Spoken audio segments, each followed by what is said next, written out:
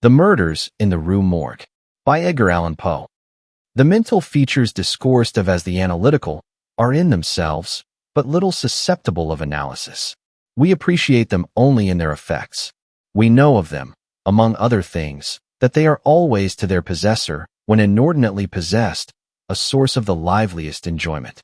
As the strong man exults in his physical ability, delighting in such exercises as call his muscles into action, so glories the analyst in that moral activity which disentangles. He derives pleasure from even the most trivial occupations bringing his talent into play. He is fond of enigmas, of conundrums, hieroglyphics, exhibiting in his solutions of each a degree of acumen which appears to the ordinary apprehension preternatural. His results, brought about by the very soul and essence of method, have, in truth, the whole air of intuition. The faculty of resolution is possibly much invigorated by mathematical study, and especially by that highest branch of it which, unjustly, and merely on account of its retrograde operations, has been called, as if par excellence, analysis. Yet to calculate is not in itself to analyze. A chess player, for example, does the one, without effort at the other. It follows that the game of chess, in its effects upon mental character, is greatly misunderstood. I am not now writing a treatise, but simply prefacing a somewhat peculiar narrative by observations very much at random. I will, therefore, take occasion to assert that the higher powers of the reflective intellect are more decidedly and more usefully tasked by the unostentatious game of draughts than by all the elaborate frivolity of chess. In this latter, where the pieces have different and bizarre motions, with various and variable values, what is only complex is mistaken, a not unusual error, for what is profound. The attention is here called powerfully into play. If it flag for an instant, an oversight is committed, resulting in injury or defeat. The possible moves being not only manifold, but involute, the chances of such oversights are multiplied, and in 9 cases out of 10, it is the more concentrative rather than the more acute player who conquers. In drafts, on the contrary, where the moves are unique and have but little variation, the probabilities of inadvertence are diminished, and the mere attention being left comparatively unemployed, what advantages are obtained by either party are obtained by superior acumen. To be less abstract, let us suppose a game of draughts where the pieces are reduced to 4 kings, and where, of course, no oversight is to be expected. It is obvious that here the victory can be decided, the players being at all equal, only by some recherche movement, the result of some strong exertion of the intellect. Deprived of ordinary resources, the analyst throws himself into the spirit of his opponent, identifies himself therewith, and not unfrequently sees thus, at a glance, the sole methods, sometimes indeed absurdly simple ones, by which he may seduce into error or hurry into miscalculation. Whist has long been known for its influence upon what is termed the calculating power, and men of the highest order of intellect have been known to take an apparently unaccountable delight in it, while eschewing chess as frivolous. Beyond doubt, there is nothing of a similar nature so greatly tasking the faculty of analysis. The best chess player in Christendom may be little more than the best player of chess, but proficiency in whist implies capacity for success in all these more important undertakings where mind struggles with mind. When I say proficiency, I mean that perfection in the game which includes a comprehension of all the sources whence legitimate advantage may be derived. These are not only manifold, but multiform, and lie frequently among recesses of thought altogether inaccessible to the ordinary understanding. To observe attentively is to remember distinctly, and, so far, the concentrative chess player will do very well at whist, while the rules of Hoyle, themselves based upon the mere mechanism of the game, are sufficiently and generally comprehensible. Thus, to have a retentive memory, and proceed by the book, are points commonly regarded as the sum total of good playing. But it is in matters beyond the limits of mere rule that the skill of the analyst is evinced. He makes, in silence, a host of observations and inferences. So, perhaps, do his companions, and the difference in the extent of the information obtained lies not so much in the validity of the inference as in the quality of the observation. The necessary knowledge is that of what to observe. Our player confines himself not at all, nor, because the game is the object, does he reject deductions from things external to the game. He examines the countenance of his partner, comparing it carefully with that of each of his opponents. He considers the mode of assorting the cards in each hand, often counting trump by trump and honor by honor, through the glances bestowed by their holders upon each. He notes every variation of face as the play progresses, gathering a fund of thought from the differences in the expression of certainty, of surprise, of triumph, or chagrin. From the manner of gathering up a trick, he judges whether the person taking it can make another in the suit. He recognizes what is played through feint by the manner with which it is thrown upon the table. A casual or inadvertent word, the accidental dropping or turning of a card, with the accompanying anxiety or carelessness in regard to its concealment, the counting of the tricks, with the order of their arrangement, embarrassment, hesitation, eagerness, or trepidation, all afford, to his apparently intuitive perception, indications of the true state of affairs. The first 2 or 3 rounds having been played, he is in full possession of the contents of each hand, and thenceforward puts down his cards with as absolute a precision of purpose as if the rest of the party had turned outward the faces of their own. The analytical power should not be confounded with simple ingenuity, for while the analyst is necessarily ingenious, the ingenious man is often remarkably incapable of analysis. The constructive or combining power, by which ingenuity is usually manifested, and to which the phrenologists, I believe erroneously, have assigned a separate organ, supposing it a primitive faculty, has been so frequently seen in those whose intellect bordered otherwise upon idiocy, as to have attracted general observation among writers on morals. Between ingenuity and the analytic ability there exists a difference far greater, indeed, than that between the fancy and the imagination, but of a character very strictly analogous. It will be found, in fact, that the ingenious are always fanciful, and the truly imaginative never otherwise than analytic. The narrative which follows will appear to the reader somewhat in the light of a commentary upon the propositions just advanced. Residing in Paris during the spring and part of the summer of 18, I there became acquainted with a Monsieur C. Auguste Dupin. This young gentleman was of an excellent, indeed of an illustrious family, but, by a variety of untoward events, had been reduced to such poverty that the energy of his character succumbed beneath it, and he ceased to bestir himself in the world, or to care for the retrieval of his fortunes. By courtesy of his creditors, there still remained in his possession a small remnant of his patrimony, and upon the income arising from this, he managed, by means of a rigorous economy, to procure the necessaries of life, without troubling himself about its superfluities. Books, indeed, were his sole luxuries, and in Paris these are easily obtained. Our first meeting was at an obscure library in the Rue Montmartre, where the accident of our both being in search of the same very rare and very remarkable volume brought us into closer communion. We saw each other again and again.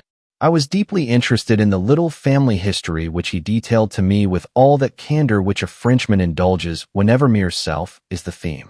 I was astonished, too, at the vast extent of his reading, and, above all, I felt my soul enkindled within me by the wild fervor and the vivid freshness of his imagination.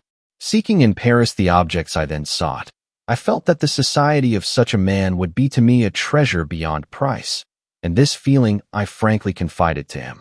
It was at length arranged that we should live together during my stay in the city, and as my worldly circumstances were somewhat less embarrassed than his own, I was permitted to be at the expense of renting and furnishing in a style which suited the rather fantastic gloom of our common temper, a time-eaten and grotesque mansion, long deserted through superstitions into which we did not inquire, and tottering to its fall in a retired and desolate portion of the Faubourg Saint-Germain. Had the routine of our life at this place been known to the world, we should have been regarded as madmen, although, perhaps, as madmen of a harmless nature. Our seclusion was perfect. We admitted no visitors. Indeed, the locality of our retirement had been carefully kept a secret from my own former associates, and it had been many years since Dupin had ceased to know or be known in Paris. We existed within ourselves alone.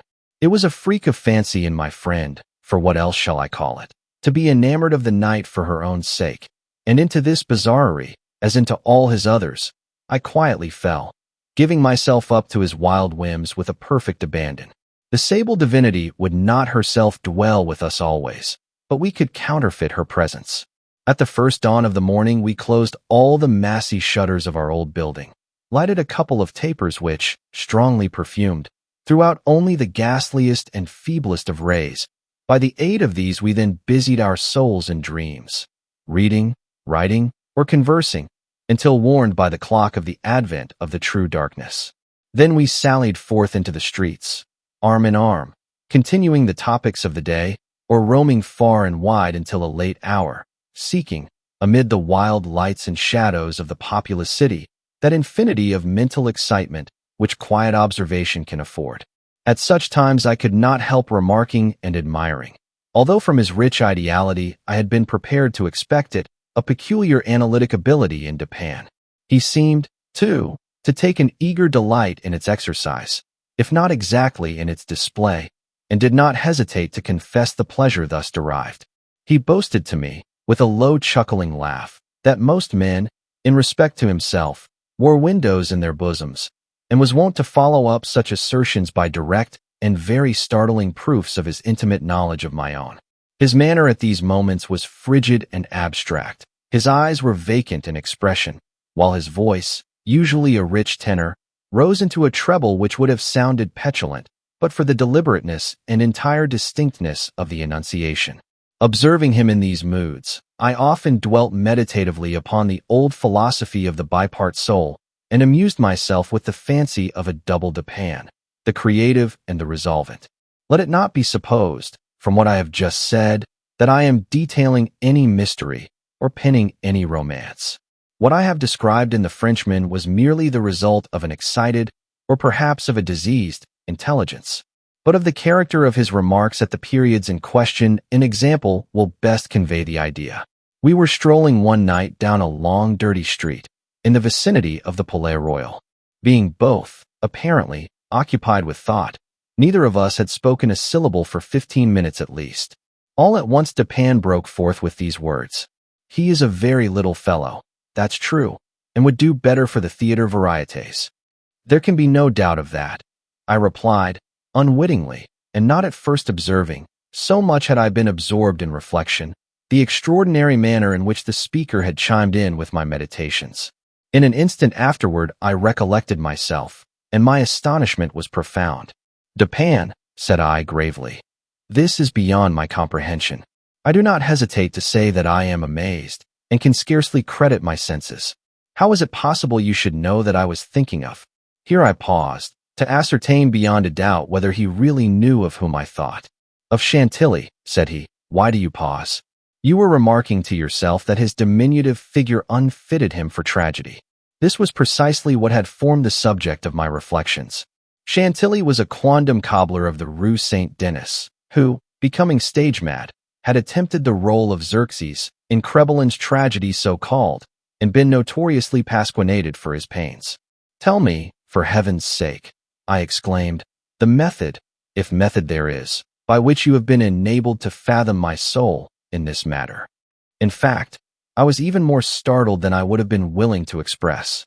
"It was the fruiterer," replied my friend, "who brought you to the conclusion that the mender of Sauls was not of sufficient height for Xerxes' id genus omni." "The fruiterer? You astonish me. I know no fruiterer whomsoever." "The man who ran up against you as we entered the street. It may have been 15 minutes ago." I now remembered that, in fact, a fruiterer, carrying upon his head a large basket of apples, had nearly thrown me down, by accident, as we passed from the Rue C into the thoroughfare where we stood, but what this had to do with Chantilly I could not possibly understand.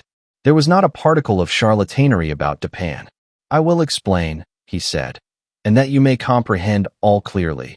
We will first retrace the course of your meditations, from the moment in which I spoke to you, until that of the rencontre with the fruiterer in question. The larger links of the chain run thus: Chantilly, Orion, Dr. Nichols, Epicurus, stereotomy, the street stones, the fruiterer. There are few persons who have not, at some period of their lives, amused themselves in retracing the steps by which particular conclusions of their own minds have been attained.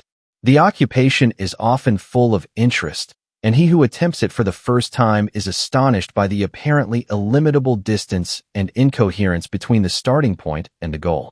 What, then, must have been my amazement when I heard the Frenchman speak what he had just spoken, and when I could not help acknowledging that he had spoken the truth. He continued, "We had been talking of horses, if I remember aright, just before leaving the Rue C. This was the last subject we discussed. As we crossed into this street, a fruiterer, with a large basket upon his head, brushing quickly past us, thrust you upon a pile of paving stones collected at a spot where the causeway is undergoing repair. You stepped upon one of the loose fragments, slipped, slightly strained your ankle, appeared vexed or sulky, muttered a few words, turned to look at the pile, and then proceeded in silence. I was not particularly attentive to what you did, but observation has become with me, of late, a species of necessity. You kept your eyes upon the ground, glancing, with a petulant expression, at the holes and ruts in the pavement, so that I saw you were still thinking of the stones, until we reached the little alley called Lamartine, which has been paved, by way of experiment, with the overlapping and riveted blocks. Here your countenance brightened up, and, perceiving your lips move, I could not doubt that you murmured the word stereotomy, a term very effectively applied to this species of pavement. I knew that you could not say to yourself stereotomy without being brought to think of atomies, and thus of the theories of Epicurus. And since, when we discussed this subject not very long ago, I mentioned to you how singularly, yet with how little notice, the vague guesses of that noble Greek had met with confirmation in the late nebular cosmogony, I felt that you could not avoid casting your eyes upward to the great nebula in Orion, and I certainly expected that you would do so. You did look up, and I was now assured that I had correctly followed your steps. But in that bitter tirade upon Chantilly, which appeared in yesterday's Musée, the satirist, making some disgraceful allusions to the cobbler's change of name upon assuming the buskin, quoted a Latin line about which we have often conversed. I mean the line, "Perditit antiquum littera prima sonum." I had told you that this was in reference to Orion, formerly written Urion, and from certain pungencies connected with this explanation, I was aware that you could not have forgotten it. It was clear, therefore, that you would not fail to combine the two ideas of Orion and Chantilly. That you did combine them, I saw by the character of the smile which passed over your lips. You thought of the poor cobbler's immolation. So far, you had been stooping in your gait, but now I saw you draw yourself up to your full height. I was then sure that you reflected upon the diminutive figure of Chantilly. At this point I interrupted your meditations to remark that as, in fact, he was a very little fellow, that Chantilly, he would do better at the Théâtre de Variétés. Not long after this, we were looking over an evening edition of the Gazette de Tribunox, when the following paragraphs arrested our attention. Extraordinary murdered. This morning, about 3 o'clock, the inhabitants of the Quartier Saint-Roch were roused from sleep by a succession of terrific shrieks, issuing, apparently, from the 4th story of a house in the Rue Morgue, known to be in the sole occupancy of one Madame L'Espanaye, and her daughter, Mademoiselle Camille L'Espanaye. After some delay, occasioned by a fruitless attempt to procure admission in the usual manner, the gateway was broken in with a crowbar, and 8 or 10 of the neighbors entered, accompanied by 2 gendarmes. By this time the cries had ceased, but, as the party rushed up the first flight of stairs, 2 or more rough voices, in angry contention, were distinguished, and seemed to proceed from the upper part of the house. As the second landing was reached, these sounds, also, had ceased, and everything remained perfectly quiet. The party spread themselves, and hurried from room to room. Upon arriving at a large back chamber in the 4th story, the door of which, being found locked, with the key inside, was forced open, a spectacle presented itself which struck every one present not less with horror than with astonishment. The apartment was in the wildest disorder, the furniture broken and thrown about in all directions. There was only one bedstead, and from this the bed had been removed and thrown into the middle of the floor. On a chair lay a razor, besmeared with blood. On the hearth were 2 or 3 long and thick tresses of gray human hair, also dabbled with blood, and seeming to have been pulled out by the roots. Upon the floor were found 4 Napoleons, an earring of topaz, 3 large silver spoons, 3 smaller of metal d'Alger, and 2 bags, containing nearly 4,000 francs in gold. The drawers of a bureau, which stood in one corner, were open and had been, apparently, rifled, although many articles still remained in them. A small iron safe was discovered under the bed, not under the bedstead. It was open, with the key still in the door. It had no contents beyond a few old letters and other papers of little consequence. Of Madame L'Espanaye no traces were here seen, but an unusual quantity of soot being observed in the fireplace, a search was made in the chimney, and, horrible to relate, the corpse of the daughter, head downward, was dragged therefrom, it having been thus forced up the narrow aperture for a considerable distance. The body was quite warm. Upon examining it, many excoriations were perceived, no doubt occasioned by the violence with which it had been thrust up and disengaged. Upon the face were many severe scratches, and, upon the throat, dark bruises and deep indentations of fingernails, as if the deceased had been throttled to death. After a thorough investigation of every portion of the house without further discovery, the party made its way into a small paved yard in the rear of the building, where lay the corpse of the old lady, with her throat so entirely cut that, upon an attempt to raise her, the head fell off. The body, as well as the head, was fearfully mutilated, the former so much so as scarcely to retain any semblance of humanity.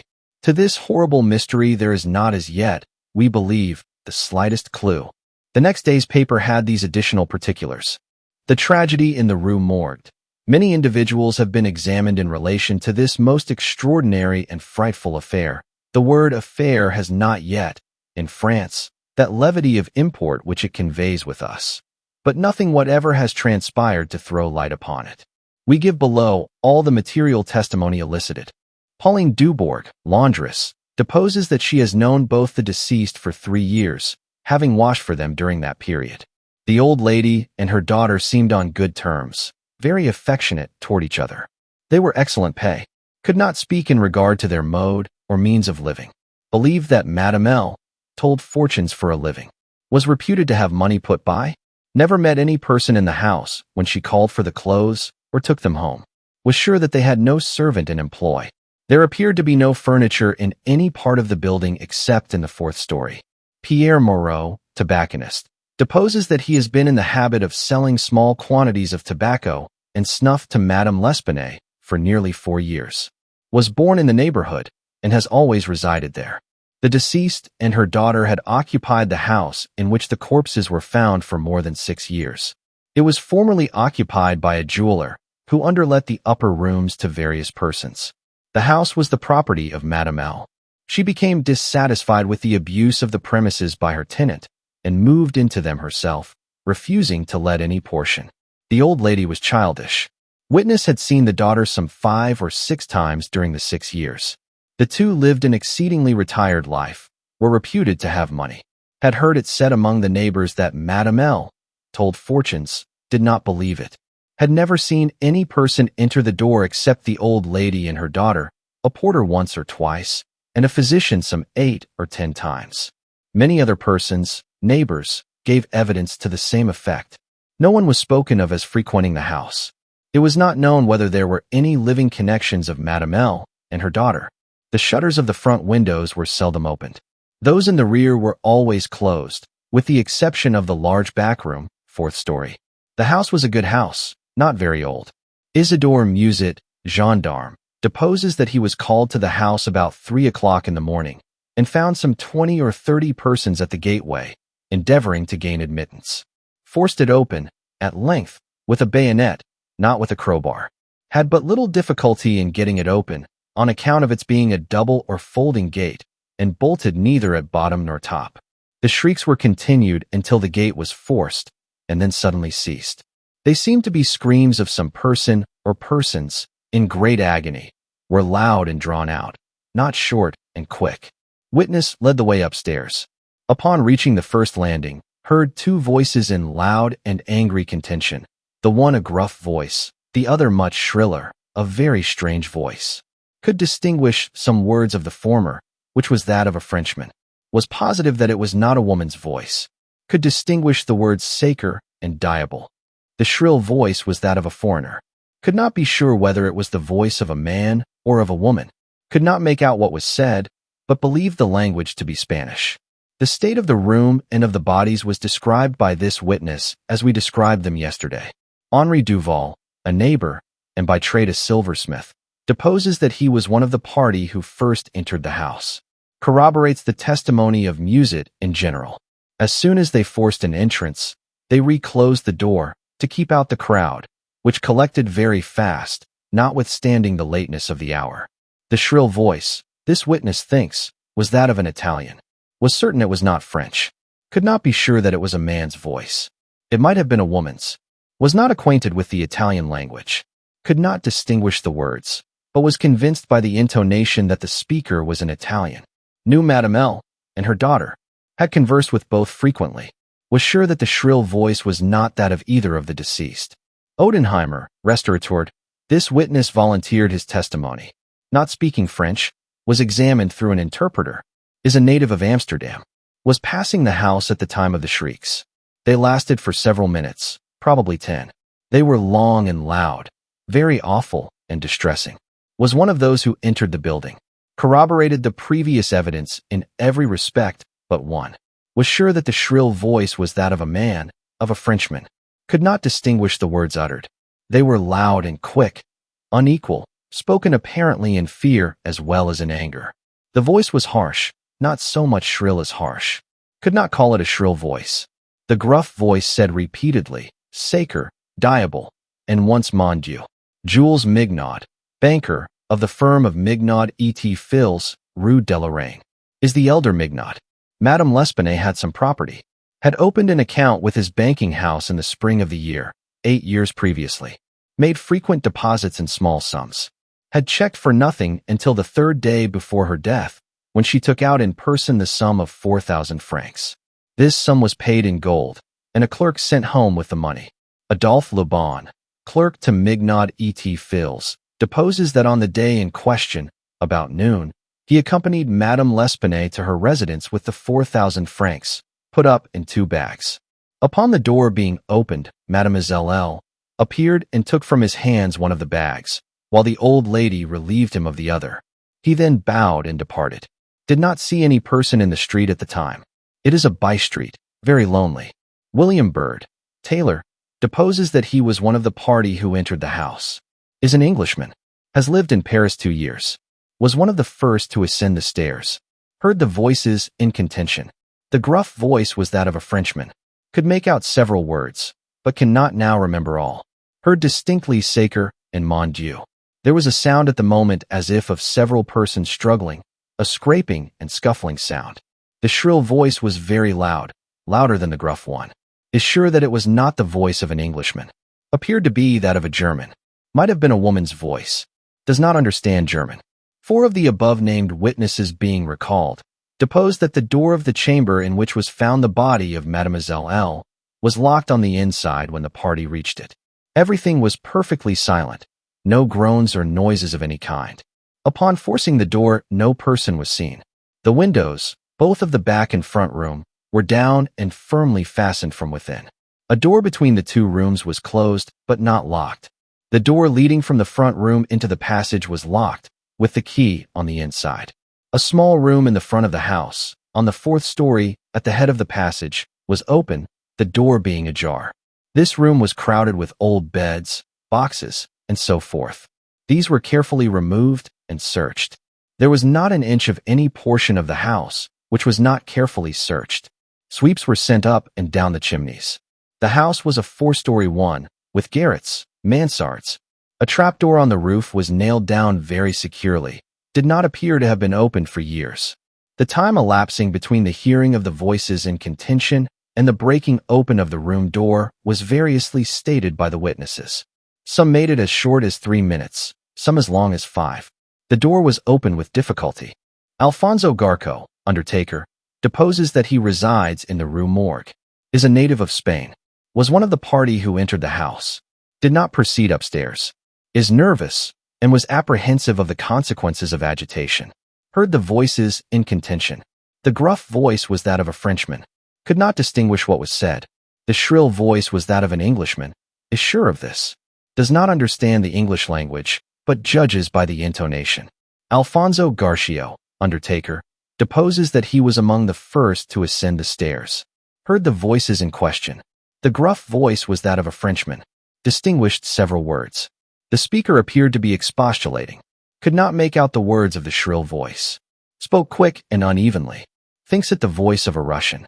Corroborates the general testimony. Is an Italian. Never conversed with a native of Russia. Several witness, recalled, here testified that the chimneys of all the rooms on the fourth story were too narrow to admit the passage of a human being. By sweeps were meant cylindrical sweeping brushes, such as are employed by those who clean chimneys. These brushes were passed up and down every flue in the house. There is no back passage by which anyone could have descended while the party proceeded upstairs. The body of Mademoiselle L'Espanaye was so firmly wedged in the chimney that it could not be got down until 4 or 5 of the party united their strength. Paul Dumas, physician, deposes that he was called to view the bodies about daybreak. They were both then lying on the sacking of the bedstead in the chamber where Mademoiselle L. was found. The corpse of the young lady was much bruised and excoriated. The fact that it had been thrust up the chimney would sufficiently account for these appearances. The throat was greatly chafed. There were several deep scratches just below the chin, together with a series of livid spots which were evidently the impression of fingers. The face was fearfully discolored, and the eyeballs protruded. The tongue had been partially bitten through. A large bruise was discovered upon the pit of the stomach, produced, apparently, by the pressure of a knee. In the opinion of M. Dumas, Mademoiselle L'Espanaye had been throttled to death by some person or persons unknown.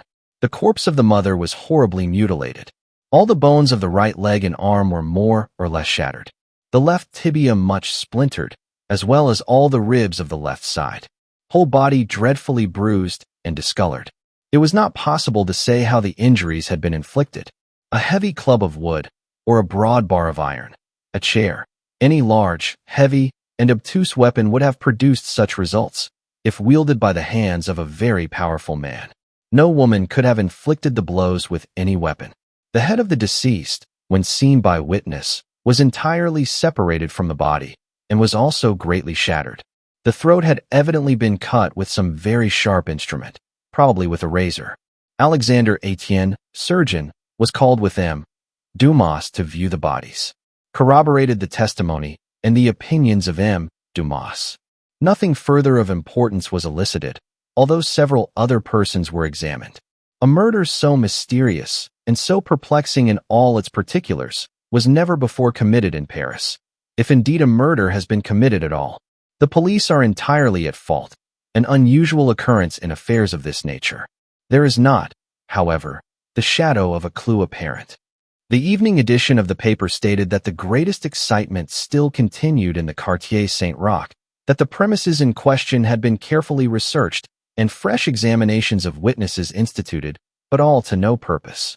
A postscript, however, mentioned that Adolphe Lubon had been arrested and imprisoned, although nothing appeared to criminate him beyond the facts already detailed. Dupin seemed singularly interested in the progress of this affair, at least so I judged from his manner, for he made no comments. It was only after the announcement that Lubon had been imprisoned that he asked me my opinion respecting the murders. I could merely agree with all Paris in considering them an insoluble mystery. I saw no means by which it would be possible to trace the murderer. We must not judge of the means, said Dupin, by this shell of an examination. The Parisian police, so much extolled for acumen, are cunning, but no more. There is no method in their proceedings beyond the method of the moment. They make a vast parade of measures, but, not infrequently, these are so ill-adapted to the objects proposed as to put us in mind of Monsieur Jourdain's calling for his robe de chambre, pour mieux entendre la musique. The results attained by them are not infrequently surprising, but, for the most part, are brought about by simple diligence and activity. When these qualities are unavailing, their schemes fail. Vidocq, for example, was a good guesser and a persevering man, but, without educated thought, he erred continually by the very intensity at his investigations. He impaired his vision by holding the object too close. He might see, perhaps, 1 or 2 points with unusual clearness, but in so doing he, necessarily, lost sight of the matter as a whole.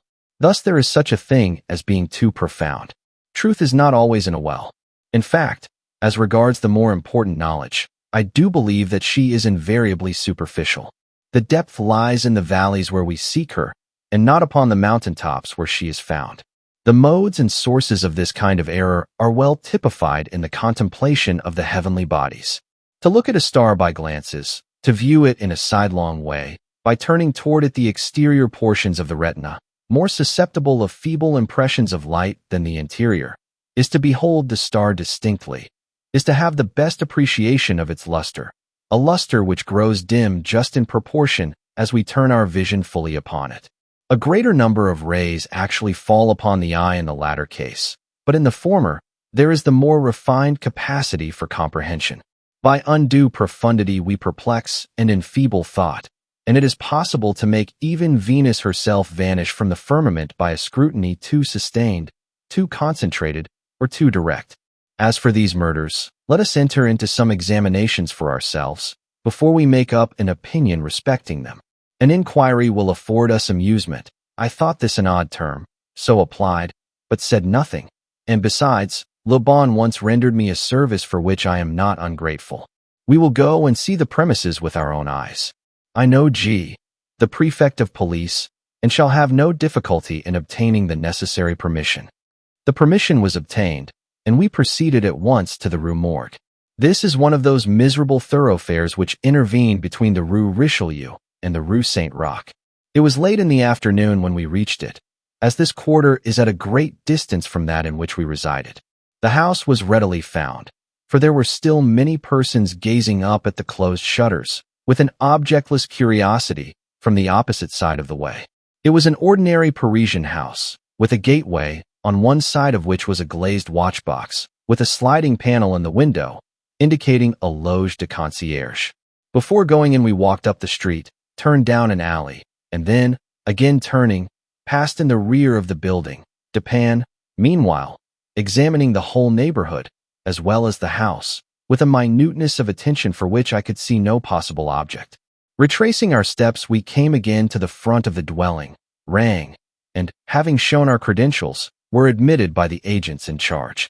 We went upstairs, into the chamber where the body of Mademoiselle L'Espanaye had been found, and where both the deceased still lay. The disorders of the room had, as usual, been suffered to exist. I saw nothing beyond what had been stated in the Gazette des Tribunaux. Dupin scrutinized everything, not excepting the bodies of the victims. We then went into the other rooms, and into the yard, a gendarme accompanying us throughout. The examination occupied us until dark, when we took our departure. On our way home, my companion stepped in for a moment at the office of one of the daily papers. I have said that the whims of my friend were manifold, and that J.E. Les Menegas. For this phrase there is no English equivalent. It was his humor, now, to decline all conversation on the subject of the murder until about noon the next day. He then asked me, suddenly, if I had observed anything peculiar at the scene of the atrocity. There was something in his manner of emphasizing the word peculiar, which caused me to shudder, without knowing why. No, nothing peculiar, I said. Nothing more, at least, than we both saw stated in the paper. The Gazette, he replied, has not entered, I fear, into the unusual horror of the thing, but dismissed the idle opinions of this print. It appears to me that this mystery is considered insoluble, for the very reason which should cause it to be regarded as easy of solution. I mean for the outre character of its features. The police are confounded by the seeming absence of motive, not for the murder itself, but for the atrocity of the murder. They are puzzled, too, by the seeming impossibility of reconciling the voices heard in contention, with the facts that no one was discovered upstairs but the assassinated Mademoiselle L'Espanaye, and that there were no means of egress without the notice of the party ascending. The wild disorder of the room, the corpse thrust, with the head downward, up the chimney, the frightful mutilation of the body of the old lady. These considerations, with those just mentioned, and others which I need not mention, have sufficed to paralyze the powers, by putting completely at fault the boasted acumen of the government agents. They have fallen into the gross but common error of confounding the unusual with the abstruse. But it is by these deviations from the plane of the ordinary that reason feels its way, if at all, in its search for the true. In investigations such as we are now pursuing, it should not be so much asked what has occurred, as what has occurred that has never occurred before. In fact, the facility with which I shall arrive, or have arrived, at the solution of this mystery is in the direct ratio of its apparent insolubility in the eyes of the police. I stared at the speaker in mute astonishment. I am now awaiting, continued he, looking toward the door of our apartment. I am now awaiting a person who, although perhaps not the perpetrator of these butcheries, must have been in some measure implicated in their perpetration. Of the worst portion of the crimes committed, it is probable that he is innocent. I hope that I am right in this supposition, for upon it I build my expectation of reading the entire riddle. I look for the man here, in this room, every moment. It is true that he may not arrive, but the probability is that he will. Should he come, it will be necessary to detain him. Here are pistols, and we both know how to use them when occasion demands their use. I took the pistols, scarcely knowing what I did, or believing what I heard, while Dupin went on, very much as if in a soliloquy. I have already spoken of his abstract manner at such times. His discourse was addressed to myself, but his voice, although by no means loud, had that intonation which is commonly employed in speaking to someone at a great distance. His eyes, vacant in expression, regarded only the wall. That the voices heard in contention, he said, by the party upon the stairs, were not the voices of the women themselves, was fully proved by the evidence. This relieves us of all doubt upon the question whether the old lady could have first destroyed the daughter, and afterward have committed suicide. I speak of this point chiefly for the sake of method, for the strength of Madame L'Espanaye would have been utterly unequal to the task of thrusting her daughter's corpse up the chimney as it was found, and the nature of the wounds upon her own person entirely precludes the idea of self-destruction. Murder, then, has been committed by some third party, and the voices of this third party were those heard in contention. Let me now advert, not to the whole testimony respecting these voices, but to what was peculiar in that testimony. Did you observe anything peculiar about it? I remarked that, while all the witnesses agreed in supposing the gruff voice to be that of a Frenchman, there was much disagreement in regard to the shrill, or, as one individual termed it, the harsh voice. That was the evidence itself, said Dupin, but it was not the peculiarity of the evidence. You have observed nothing distinctive, yet there was something to be observed. The witnesses, as you remark, agreed about the gruff voice. They were here unanimous. But in regard to the shrill voice, the peculiarity is, not that they disagreed, but that, while an Italian, an Englishman, a Spaniard, a Hollander, and a Frenchman attempted to describe it, each one spoke of it as that of a foreigner. Each is sure that it was not the voice of one of his own countrymen. Each likens it, not to the voice of an individual of any nation with whose language he is conversant, but the converse. The Frenchman supposes it the voice of a Spaniard, and might have distinguished some words had he been acquainted with the Spanish. The Dutchman maintains it to have been that of a Frenchman, but we find it stated that, not understanding French, this witness was examined through an interpreter. The Englishman thinks it the voice of a German, and does not understand German. The Spaniard is sure that it was that of an Englishman, but judges by the intonation altogether, as he has no knowledge of the English. The Italian believes it the voice of a Russian, but has never conversed with a native of Russia. A second Frenchman differs, moreover, with the first, and is positive that the voice was that of an Italian, but, not being cognizant of that tongue, is, like the Spaniard, convinced by the intonation. Now, how strangely unusual must that voice have really been, about which such testimony as this could have been elicited, in whose tones, even, denizens of the 5 great divisions of Europe could recognize nothing familiar. You will say that it might have been the voice of an Asiatic, of an African. Neither Asiatics nor Africans abound in Paris. But, without denying the inference, I will now merely call your attention to 3 points. The voice is termed by one witness harsh rather than shrill. It is represented by 2 others to have been quick and unequal. No words, no sounds resembling words, were by any witness mentioned as distinguishable. I know not, continued Dupin, what impression I may have made, so far, upon your own understanding, but I do not hesitate to say that legitimate deductions even from this portion of the testimony, the portion respecting the gruff and shrill voices, are in themselves sufficient to engender a suspicion which should give direction to all further progress in the investigation of the mystery. I said legitimate deductions, but my meaning is not thus fully expressed. I design to imply that the deductions are the sole proper ones, and that the suspicion arises inevitably from them as the single result. What the suspicion is, however, I will not say just yet. I merely wish you to bear in mind that, with myself, it was sufficiently forcible to give a definite form, a certain tendency, to my inquiries in the chamber. Let us now transport ourselves, in fancy, to this chamber. What shall we first seek here? The means of egress employed by the murderers. It is not too much to say that neither of us believes in preternatural events. Madame and Mademoiselle L'Espanaye were not destroyed by spirits. The doers of the deed were material and escaped materially. Then how? Fortunately, there is but one mode of reasoning upon the point, and that mode must lead us to a definite decision. Let us examine, each by each, the possible means of egress. It is clear that the assassins were in the room where Mademoiselle L'Espanaye was found, or at least in the room adjoining, when the party ascended the stairs. It is, then, only from these two apartments that we have to seek issues. The police have laid bare the floors, the ceiling, and the masonry of the walls, in every direction. No secret issues could have escaped their vigilance. But, not trusting to their eyes, I examined with my own. There were, then, no secret issues.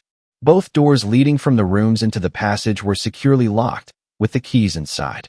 Let us turn to the chimneys. These, although of ordinary width for some 8 or 10 feet above the hearths, will not admit, throughout their extent, the body of a large cat. The impossibility of egress, by means already stated, being thus absolute, we are reduced to the windows. Through those of the front room, no one could have escaped without notice from the crowd in the street. The murderers must have passed, then, through those of the back room. Now, brought to this conclusion in so unequivocal a manner as we are, it is not our part, as reasoners, to reject it on account of apparent impossibilities.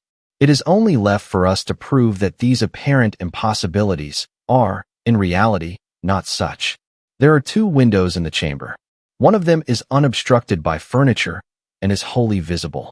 The lower portion of the other is hidden from view by the head of the unwieldy bedstead, which is thrust close up against it. The former was found securely fastened from within. It resisted the utmost force of those who endeavored to raise it. A large gimlet hole had been pierced in its frame to the left, and a very stout nail was found fitted therein, nearly to the head. Upon examining the other window, a similar nail was seen similarly fitted in it, and a vigorous attempt to raise this sash failed also. The police were now entirely satisfied that egress had not been in these directions, and, therefore, it was thought a matter of supererogation to withdraw the nails and open the windows. My own examination was somewhat more particular, and was so for the reason I have just given, because here it was, I knew, that all apparent impossibilities must be proved to be not such in reality. I proceeded to think thus, a posteriori. The murderers did escape from one of these windows. This being so, they could not have refastened the sashes from the inside, as they were found fastened, the consideration which put a stop, through its obviousness, to the scrutiny of the police in this quarter. Yet the sashes were fastened. They must, then, have the power of fastening themselves. There was no escape from this conclusion. I stepped to the unobstructed casement, withdrew the nail with some difficulty, and attempted to raise the sash. It resisted all my efforts, as I had anticipated. A concealed spring must, I now knew, exist, and this corroboration of my idea convinced me that my premises, at least, were correct, however mysterious still appeared the circumstances attending the nails. A careful search soon brought to light the hidden spring. I pressed it, and, satisfied with the discovery, forbore to upraise the sash. I now replaced the nail and regarded it attentively. A person passing out through this window might have reclosed it, and the spring would have caught, but the nail could not have been replaced. The conclusion was plain, and again narrowed in the field of my investigations. The assassins must have escaped through the other window. Supposing, then, the springs upon each sash to be the same, as was probable, there must be found a difference between the nails, or at least between the modes of their fixture. Getting upon the sacking of the bedstead, I looked over the headboard minutely at the second casement. Passing my hand down behind the board, I readily discovered and pressed the spring, which was, as I had supposed, identical in character with its neighbor. I now looked at the nail. It was as stout as the other, and apparently fitted in the same manner, driven in nearly up to the head. You will say that I was puzzled, but, if you think so, you must have misunderstood the nature of the inductions. To use a sporting phrase, I had not been once at fault. The scent had never for an instant been lost. There was no flaw in any link of the chain. I had traced the secret to its ultimate result, and that result was the nail. It had, I say, in every respect, the appearance of its fellow in the other window. But this fact was an absolute nullity, conclusive as it might seem to be, when compared with the consideration that here, at this point, terminated the clue. There must be something wrong, I said, about the nail. I touched it, and the head, with about 1/4 of an inch of the shank, came off in my fingers. The rest of the shank was in the gimlet hole, where it had been broken off. The fracture was an old one, for its edges were encrusted with rust, and had apparently been accomplished by the blow of a hammer, which had partially embedded, in the top of the bottom sash, the head portion of the nail. I now carefully replaced this head portion in the indentation whence I had taken it, and the resemblance to a perfect nail was complete. The fissure was invisible. Pressing the spring, I gently raised the sash for a few inches. The head went up with it, remaining firm in its bed. I closed the window, and the semblance of the whole nail was again perfect. This riddle, so far, was now unriddled. The assassin had escaped through the window, which looked upon the bed. Dropping of its own accord upon his exit, or perhaps purposely closed, it had become fastened by the spring, and it was the retention of this spring which had been mistaken by the police for that of the nail, further inquiry being thus considered unnecessary. The next question is that of the mode of descent. Upon this point, I had been satisfied in my walk with you around the building. About 5 feet and a half from the casement in question, there runs a lightning rod. From this rod, it would have been impossible for anyone to reach the window itself, to say nothing of entering it. I observed, however, that the shutters of the 4th story were of the peculiar kind called by Parisian carpenters ferrades, a kind rarely employed at the present day, but frequently seen upon very old mansions at Lyons and Bordeaux. They are in the form of an ordinary door, a single, not a folding door, except that the lower half is latticed or worked in open trellis, thus affording an excellent hold for the hands. In the present instance, these shutters are fully 3 feet and a half broad. When we saw them from the rear of the house, they were both about half open, that is to say, they stood off at right angles from the wall. It is probable that the police, as well as myself, examined the back of the tenement. But, if so, in looking at these ferrades in the line of their breadth, as they must have done, they did not perceive this great breadth itself, or, at all events, failed to take it into due consideration. In fact, having once satisfied themselves that no egress could have been made in this quarter, they would naturally bestow here a very cursory examination. It was clear to me, however, that the shutter belonging to the window at the head of the bed would, if swung fully back to the wall, reach to within 2 feet of the lightning rod. It was also evident that, by exertion of a very unusual degree of activity and courage, an entrance into the window, from the rod, might have been thus effected. By reaching to the distance of 2 feet and a half, we now suppose the shutter open to its whole extent. A robber might have taken a firm grasp upon the trellis work, letting go, then, his hold upon the rod, placing his feet securely against the wall, and springing boldly from it. He might have swung the shutter so as to close it, and, if we imagine the window open at the time, might even have swung himself into the room. I wish you to bear especially in mind that I have spoken of a very unusual degree of activity as requisite to success in so hazardous and so difficult a feat. It is my design to show you, first, that the thing might possibly have been accomplished, but, secondly and chiefly, I wish to impress upon your understanding the very extraordinary, the almost preternatural character of that agility which could have accomplished it. You will say, no doubt, using the language of the law, that to make out my case, I should rather undervalue than insist upon a full estimation of the activity required in this matter. This may be the practice in law, but it is not the usage of reason. My ultimate object is only the truth.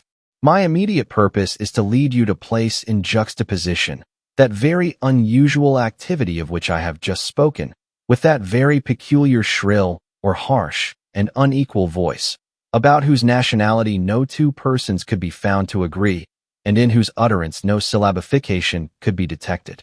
At these words, a vague and half-formed conception of the meaning of Dupin flitted over my mind.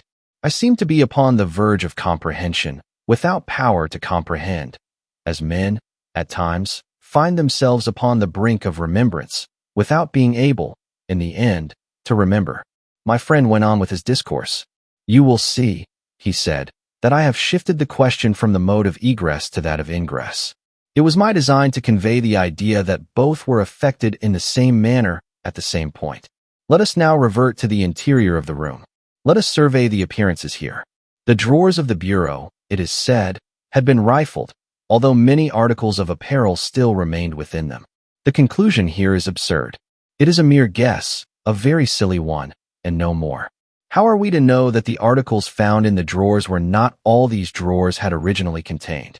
Madame L'Espanaye and her daughter lived an exceedingly retired life, saw no company, seldom went out, had little use for numerous changes of habiliment. Those found were at least of as good quality as any likely to be possessed by these ladies. If a thief had taken any, why did he not take the best? Why did he not take all? In a word, why did he abandon 4,000 francs in gold to encumber himself with a bundle of linen? The gold was abandoned. Nearly the whole sum mentioned by Monsieur Mignot, the banker, was discovered, in bags, upon the floor. I wish you, therefore, to discard from your thoughts the blundering idea of motive, engendered in the brains of the police by that portion of the evidence which speaks of money delivered at the door of the house. Coincidences 10 times as remarkable as this, the delivery of the money, and murder committed within 3 days upon the party receiving it, happen to all of us every hour of our lives, without attracting even momentary notice.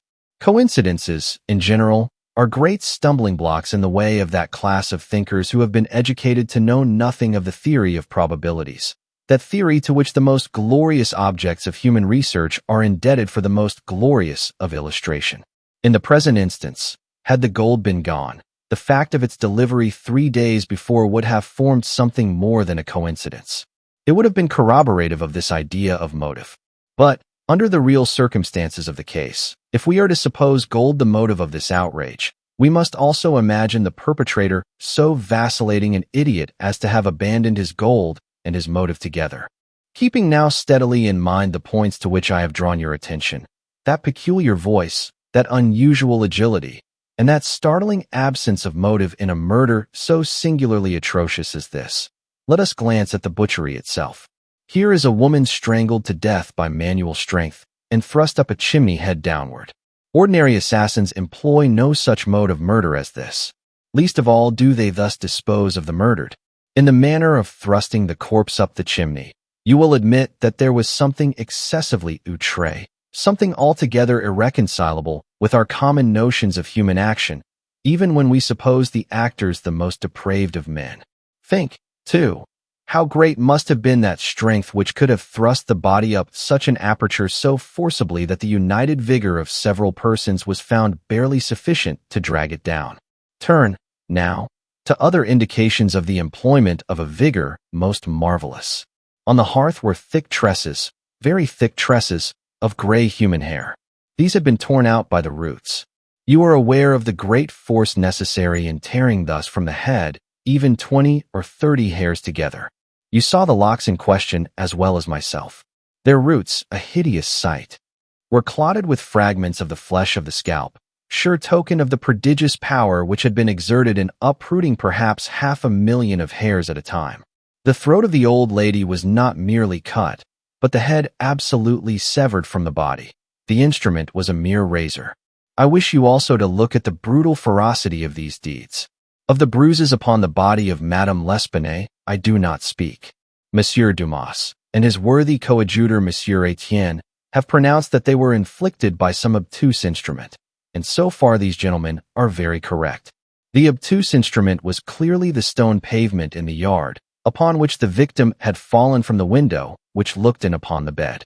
This idea, however simple it may now seem, escaped the police for the same reason that the breadth of the shutters escaped them, because, by the affair of the nails, their perceptions had been hermetically sealed against the possibility of the windows having ever been opened at all. If now, in addition to all these things, you have properly reflected upon the odd disorder of the chamber, we have gone so far as to combine the ideas of an agility astounding, a strength superhuman, a ferocity brutal, a butchery without motive, a grotesquerie and horror absolutely alien from humanity, and a voice foreign in tone to the ears of men of many nations, and devoid of all distinct or intelligible syllabification. What result, then, has ensued? What impression have I made upon your fancy? I felt a creeping of the flesh as Dupin asked me the question. A madman, I said, has done this deed, some raving maniac, escaped from a neighboring maison de santé. In some respects, he replied, your idea is not irrelevant. But the voices of madmen, even in their wildest paroxysms, are never found to tally with that peculiar voice heard upon the stairs. Madmen are of some nation, and their language, however incoherent in its words, has always the coherence of syllabification. Besides, the hair of a madman is not such as I now hold in my hand. I disentangled this little tuft from the rigidly clutched fingers of Madame L'Espanaye. Tell me what you can make of it. Dupin, I said, completely unnerved. This hair is most unusual. This is no human hair. I have not asserted that it is, said he. But, before we decide this point, I wish you to glance at the little sketch I have here traced upon this paper. It is a facsimile drawing of what has been described in one portion of the testimony as dark bruises and deep indentations of fingernails upon the throat of Mademoiselle L'Espanaye, and in another, by Messrs. Dumas and Etienne, as a series of livid spots, evidently the impression of fingers. You will perceive, continued my friend, spreading out the paper upon the table before us, that this drawing gives the idea of a firm and fixed hold. There is no slipping apparent. Each finger has retained, possibly until the death of the victim, the fearful grasp by which it originally embedded itself.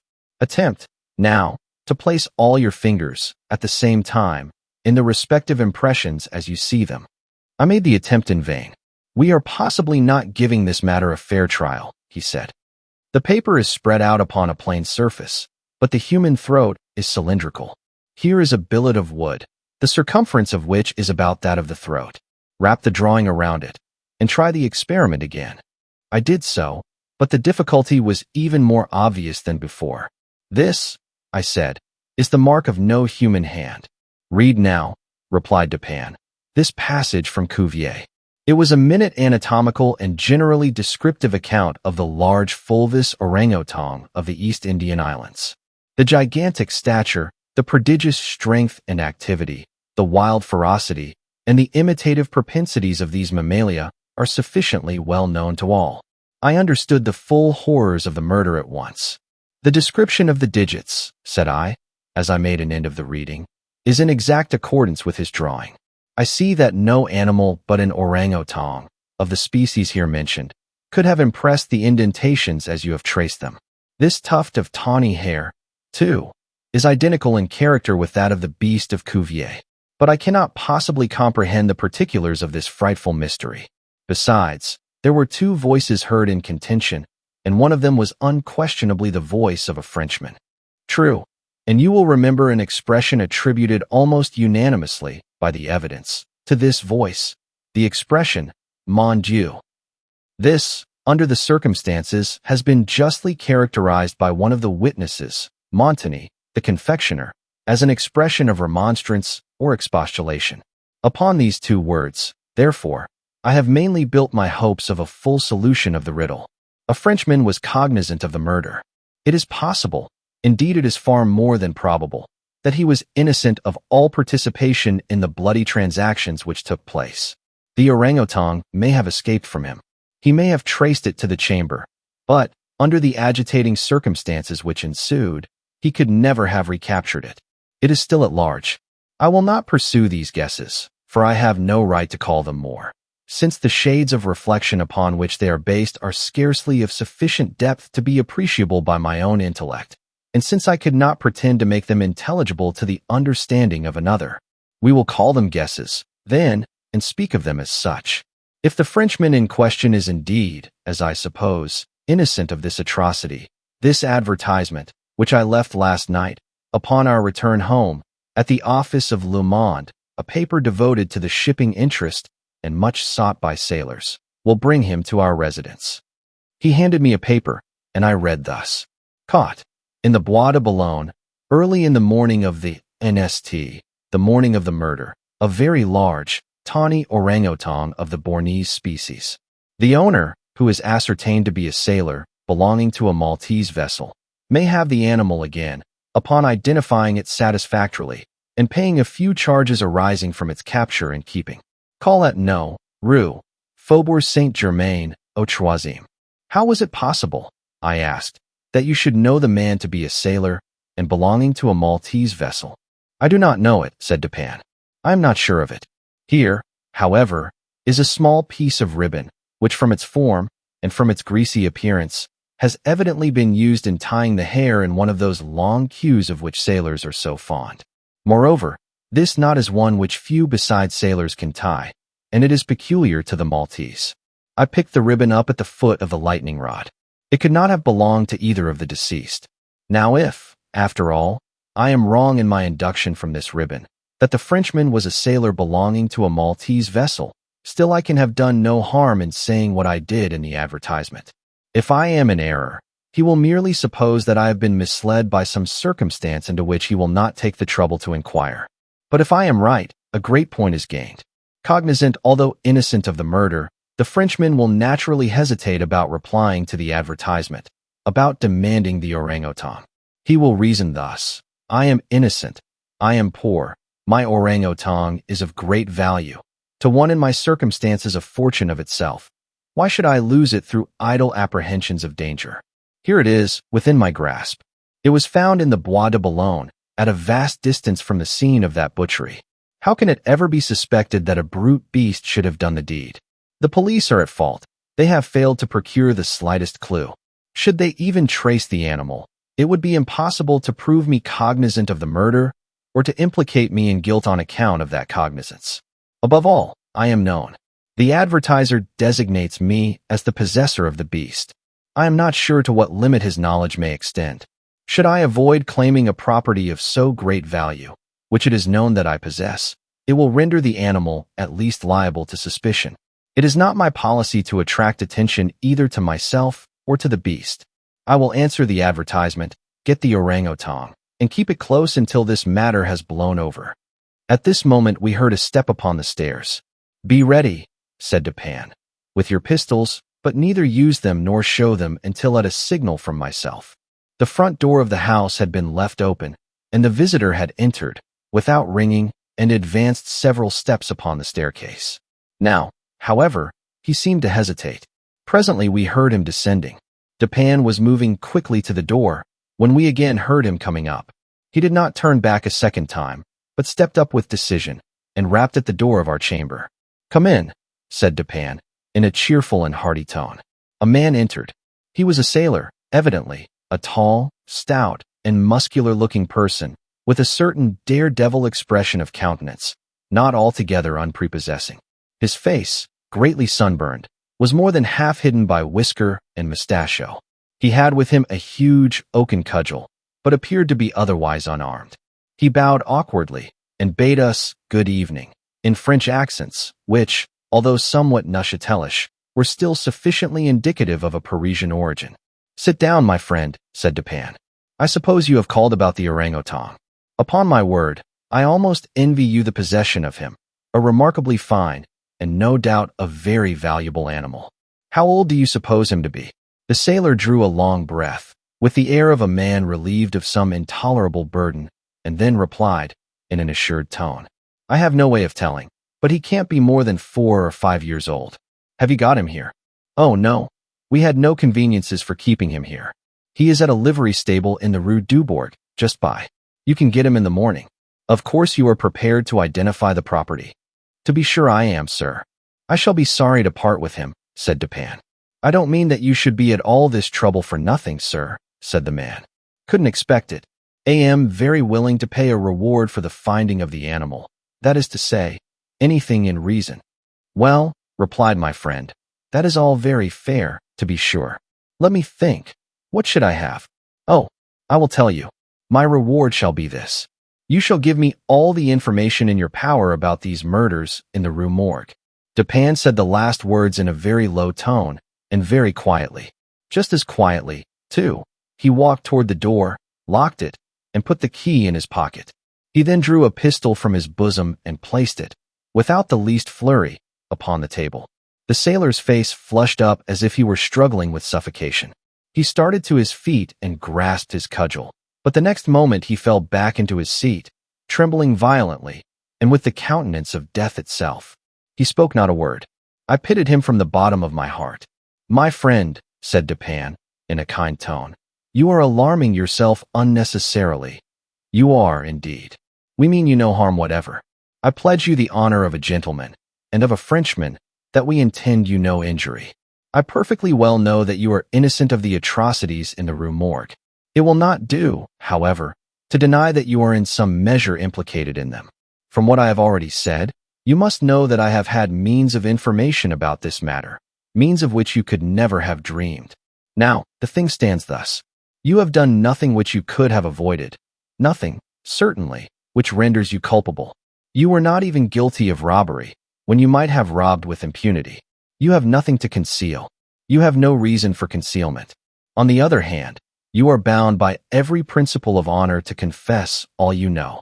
An innocent man is now imprisoned, charged with that crime of which you can point out the perpetrator.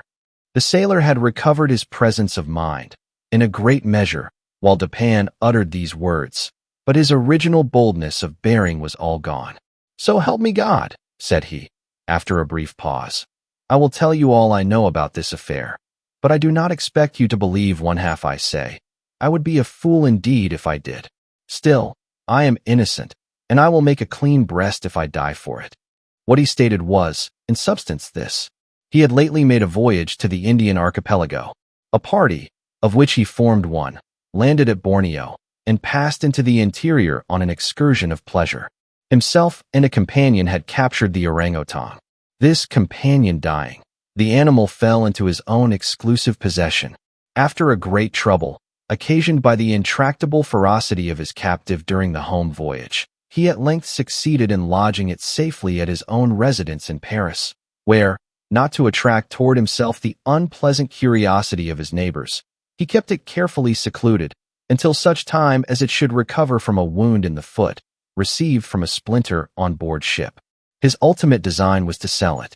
Returning home from some sailor's frolic on the night, or rather in the morning, of the murder, he found the beast occupying his own bedroom, into which it had broken from a closet adjoining, where it had been, as was thought, securely confined. Razor in hand, and fully lathered, it was sitting before a looking-glass, attempting the operation of shaving, in which it had no doubt previously watched its master through the keyhole of the closet. Terrified at the sight of so dangerous a weapon in the possession of an animal so ferocious and so well able to use it, the man, for some moments, was at a loss what to do. He had been accustomed, however, to quiet the creature, even in its fiercest moods, by the use of a whip, and to this he now resorted. Upon sight of it, the orangutan sprang at once through the door of the chamber, down the stairs, and thence, through a window, unfortunately open, into the street. The Frenchman followed in despair. The ape, razor still in hand, occasionally stopping to look back and gesticulate at his pursuer until the latter had nearly come up with it. It then again made off. In this manner the chase continued for a long time. The streets were profoundly quiet, as it was nearly 3 o'clock in the morning. In passing down an alley in the rear of the Rue Morgue, the fugitive's attention was arrested by a light gleaming from the open window of Madame L'Espanaye's chamber in the 4th story of her house. Rushing to the building, it perceived the lightning rod, clambered up with inconceivable agility, grasped the shutter, which was thrown fully back against the wall, and by its means swung itself directly upon the headboard of the bed. The whole feat did not occupy a minute. The shutter was kicked open again by the orangutan as it entered the room. The sailor, in the meantime, was both rejoiced and perplexed. He had strong hopes of now recapturing the brute, as it could scarcely escape from the trap into which it had ventured, except by the rod, where it might be intercepted as it came down. On the other hand, there was much cause for anxiety as to what it might do in the house. This latter reflection urged the man still to follow the fugitive. A lightning rod is ascended without difficulty, especially by a sailor, but when he had arrived as high as the window, which lay far to his left, his career was stopped. The most that he could accomplish was to reach over so as to obtain a glimpse of the interior of the room. At this glimpse, he nearly fell from his hold through excess of horror. Now it was that those hideous shrieks arose upon the night, which had startled from slumber the inmates of the Rue Morgue. Madame L'Espanaye and her daughter, habited in their night clothes, had apparently been occupied in arranging some papers in the iron chest already mentioned, which had been wheeled into the middle of the room. It was open, and its contents lay beside it on the floor. The victims must have been sitting with their backs toward the window, and, from the time elapsing between the ingress of the beast and the screams, it seems probable that it was not immediately perceived. The flapping to of the shutter would naturally have been attributed to the wind. As the sailor looked in, the gigantic animal had seized Madame L'Espanaye by the hair, which was loose as she had been combing it, and was flourishing the razor about her face in imitation of the motions of a barber. The daughter lay prostrate and motionless. She had swooned. The screams and struggles of the old lady, during which the hair was torn from her head, had the effect of changing the probably pacific purposes of the orangutan into those of wrath. With one determined sweep of its muscular arm, it nearly severed her head from her body. The sight of blood inflamed its anger into frenzy. Gnashing its teeth and flashing fire from its eyes, it flew upon the body of the girl and embedded its fearful talons in her throat, retaining its grasp until she expired.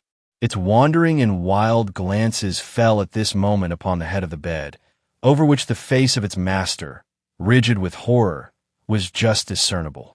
The fury of the beast, who no doubt bore still in mind the dreaded whip, was instantly converted into fear.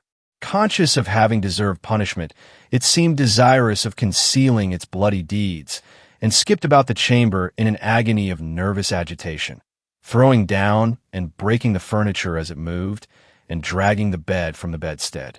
In conclusion, it seized first the corpse of the daughter and thrust it up the chimney as it was found, then that of the old lady, which it immediately hurled through the window headlong.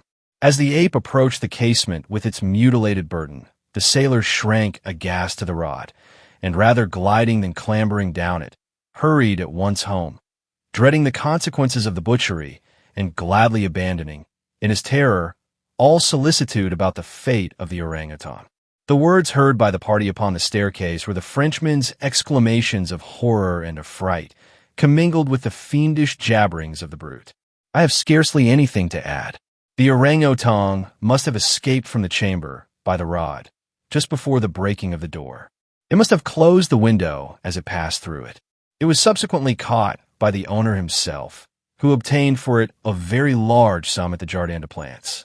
Lubon was instantly released upon our narration of the circumstances, with some comments from Dupin, at the bureau of the prefect of police. This functionary, however well disposed to my friend, could not altogether conceal his chagrin at the turn which affairs had taken, and was fain to indulge in a sarcasm or two about the propriety of every person minding his own business. "Let him talk," said Dupin, who had not thought it necessary to reply. "Let him discourse. It will ease his conscience. I am satisfied with having defeated him in his own castle. Nevertheless, that he failed in the solution of this mystery is by no means that matter for wonder which he supposes it. For, in truth, our friend the prefect is somewhat too cunning to be profound. In his wisdom is no stamen, is all head and no body, like the pictures of the goddess Laverna, or at best, all head and shoulders like a codfish. But he is a good creature after all. I like him especially for one master stroke of cant, by which he has attained his reputation for ingenuity. I mean the way he is the near si que est, iti de explicar si que ne